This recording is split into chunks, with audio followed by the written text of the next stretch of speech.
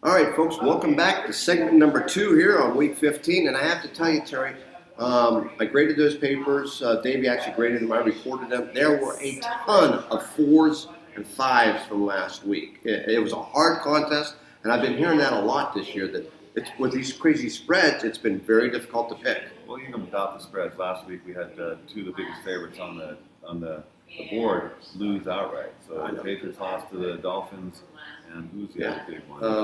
The Rams lost. The Rams lost, and so did the Steelers. Actually, there's a ton of and then of course the Panthers lost. Panthers are done. They needed that win to stay in the wild card. And then the Texans hosted the Colts. And they lost outright. So speaking of the Colts, the first game is the Dallas Cowboys going to the Indianapolis Colts. Dallas at 8-5, Colts at 7-6. Colts are playing better as of late, although they lost the week before. It's hard to figure who's who. They didn't score a point. It was 6-0 to poorest Jacksonville team. Yeah, so I don't. Boy, Dallas looks like they're the better team at this point. Colts at home 2.5. Seems like if I go on or against the Colts, I lose. I'm doomed to lose. I'm going to take the Cowboys in this game. Okay, well that's 2.5. They look good. So the Colts are your San Diego. Well, now it's the Los Angeles Chargers to me, because every time I pick the Chargers, whether I go against them or I go for them, I lose no matter what. I think that the Colts they're playing for their playoff lives right now. Right now, the Cowboys they're pretty much in first place in their division. 8-5, they're in first, but they're not secure. No, not yet. But with Washington being 6-1, and Philadelphia is 6-6, and the Giants are 5-8, I think, right? Yep, 5-8 for the Giants. So I still think that the Cowboys are not going to win this one. I like the Colts. Okay, the next game is a tough one. The Titans go to the Giants. Giants are playing better as of late, and at 5-8, they're not mathematically out. They can still make it, but they have to win every game. So a must-win game for them. 7-6 Titans, they're kind of in a must-win situation as well. They're in a better position than the Giants, but boy, tough game for me. 2.5-point favorite. The Giants are the 2.5-point favorite. I'm going to take the Giants. I just think they're playing better lately. You know what? I couldn't agree more with you on this one. Eli Manning has really played outstanding football in the last 5 weeks. Main reason is Terry's getting protection, and the receivers are finally catching the football. And then what can you say with Saquon Barkley? He's helping churn up some time on that. I've always said that Marcus Mariota is an up-and-down quarterback. Therefore, I'm in total agreement with you. I like the Giants in this one to give the 2.5, folks. Yeah, the next game we got the Lions going to the Buffalo Bills. Lions at 5-8. Again, technically still alive, but their season's probably over. 4-9 Bills, they're done for this year. The Bills are a 2.5-point favorite at home. The Lions, I believe, they were 5-5 3 games ago. I think they lost 3 in a row. Oh yeah. So they're going the wrong direction. The Bills had one of the upset wins a couple weeks ago. I just don't know. 2.5-point favorite at home. I'm going to take the Bills at home, but I do not like this game. I actually do like the game. The Bills have been playing better as of late. Josh Allen ran for 102 yards last week. They lost in overtime, I think. Was it overtime to the Jets? I don't know. Or it was either overtime at the very end. It was a good ball game. We got young players on the Bills team. I think the Lions are packing it in already. Folks, I agree with Terry once again, and I like the Bills on this one.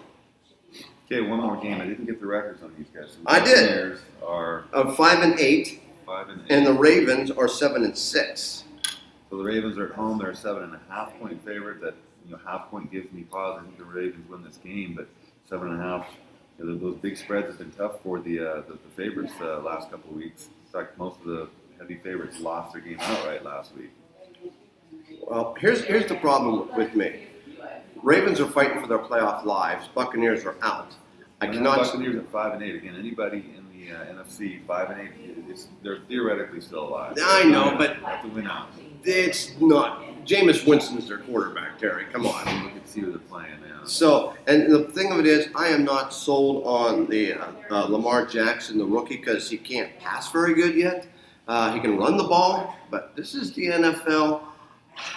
This is going to pain me to do this, but I'm going to take Jameis Winston and the Buccaneers on this one. That's just because you don't want the Ravens in there. I don't. That's true too. Well, they are in my division. 7.5 has me kind of on the fence here, but I'm going to take the Ravens and lay the 7.5. Okay. All right. So that's going to do it for segment number 2, folks. When we come back with segment number 3, Terry and I are going to talk about the last 3 games on the contest, and then we're going to give you our best bets of the week. You ready? Ready. All right, folks. Welcome back to segment number 3 here as we're going to finish up our contest for week number 15. And then, of course, Terry and I are going to give you games that you can bank on. Okay, don't bank on them. So start us off, Terry. So our first game is a good one. The Packers are at the Bears, a traditional division rival. The Bears kind of have that wrapped up. The Packers are 5-7-1. Again, I don't even know if they're mathematically alive. They would be. So if the 5-8 teams are alive, they're alive. But they have to win every game and need some help on the way out. Bears at 9-4. I think control this division. They're looking good. The Bears have a good team at 9-4. I like them. I'll lay the 5.5 and take the Bears at home. Boy, I tell you what, you're right. This is a tough game, folks, because it's a division game. It goes either way. I got to take the better quarterback, and that's Aaron Rodgers. Yeah, but he hasn't had a support team all season long. That is true, but okay. I'm gonna roll the dice with the Packers. Okay. You're gonna love this game. Well, I don't know if I love it. I mean, the 49ers were one of the upset wins last week. Yep, they sure were. Played well at home. That Nick Mullins is playing really good for a third-string quarterback. So Seattle has beat, I believe, San Francisco 10 times in a row now. For the last 5 years. 10 times? It's either 9 or 10. We just beat them in Seattle pretty handily 2 weeks ago. We should win this one relatively easy. I think the 5.5 is easy to live with. I'll take the Seahawks. But, all streaks are bound to come to an end. Yeah, I don't like the fact that we've won every game. We can't go in there and just assume that this is a win because, we need one more win. At 8-5, we get to 9-5. You're going to be, yeah. Well, I do agree with Terry on this one. The Seahawks are playing very, very good football. But you know what, folks? 5.5 on the road. I'm going to roll the dice and say that they can lose the game, but within a couple of points. I'm going to take the 49ers on this one. 49ers have improved to 3-10, and I wouldn't with really terrible talent because everybody's hurt. Well, not terrible talent, but lesser talent, I should say. Okay, in our last game, kind of a nothing game this time of year. We got a 3-10 Cardinals going to the 4-9 Falcons. Both are down on the season. Playing for pride here. The Falcons 9.5-point favorite at home. I don't like that one. I'll take the Cardinals getting almost 10 points. They won their game outright last week. Cardinals lost. Cardinals lost. They got beat last week.